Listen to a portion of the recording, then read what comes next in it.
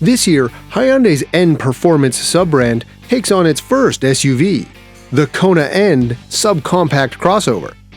The division's engineers have already worked their magic on the Veloster hatchback, and the result impressed us with its turbocharged 4-cylinder, stiff suspension, and sharp handling, all of which we expect to find in the Kona N.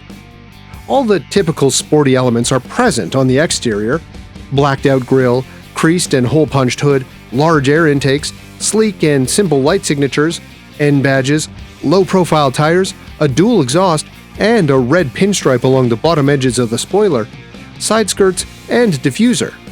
Inside, a red button on the perforated steering wheel just begs to be pressed. It engages the overboost mode, upping the 276 horsepower fleet to 286 for 20 seconds. Suedelike seat coverings, more N badges, and performance blue accents round out the package.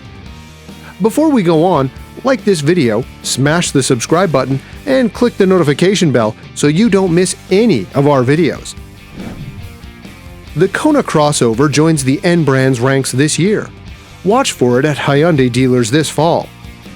Hyundai hasn't announced pricing for this hotted-up SUV, but based on the N model premium for the Veloster, we'd wager the performance gear will add more than 10 grand to the regular Kona's $22,000 base price.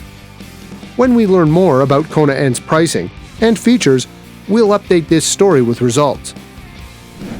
Behind the Kona N's aggressive-looking, well-vented nose sits the same turbocharged 2-liter 4-cylinder that motivates the sportiest Veloster. In most situations, it makes 276 horses, but press the red button on the steering wheel and you'll call up an additional 10 ponies for a 20-second burst.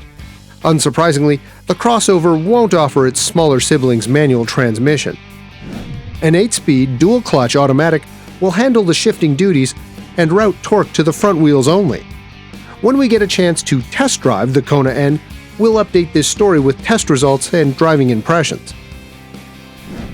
The EPA hasn't released fuel economy estimates for the Kona N, but we expect the performance model to be less efficient than the regular one.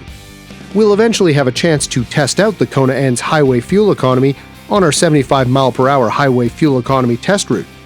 For more information about Kona N's fuel economy, visit the EPA's website. We've yet to put our butts in the Kona N's micro-suede covered seats, but we're looking forward to it.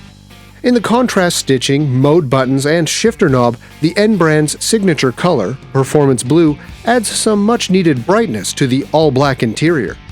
We'll check out the size of its cargo hold in due time, but there's a very good chance the Kona N will accommodate the same amount of luggage behind its rear seats as the regular Kona. The digital gauge cluster measures 10.3 inches and looks adequately modern, but you'll hardly need to glance at it given there's a dash-mounted head-up display to show you how fast you're going. Underlining the Kona N's sporting intentions, the 10.3-inch infotainment screen will present racetrack-minded Kona N owners, all 5 of them, with track maps and lap monitoring information on request. Other features of note: Harman Kardon brings the noise with an 8-speaker setup, and buyers can charge their phones wirelessly. The Kona N will be offered with several driver assistance features as standard. For more information about the Kona N's crash test results, visit the National Highway Traffic Safety Administration and Insurance Institute for Highway Safety websites.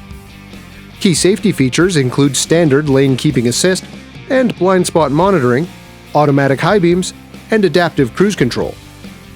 Unless Hyundai decides to stray from its typical protection plans, you can expect the Kona N will receive the same impressive coverage as the automaker's other models.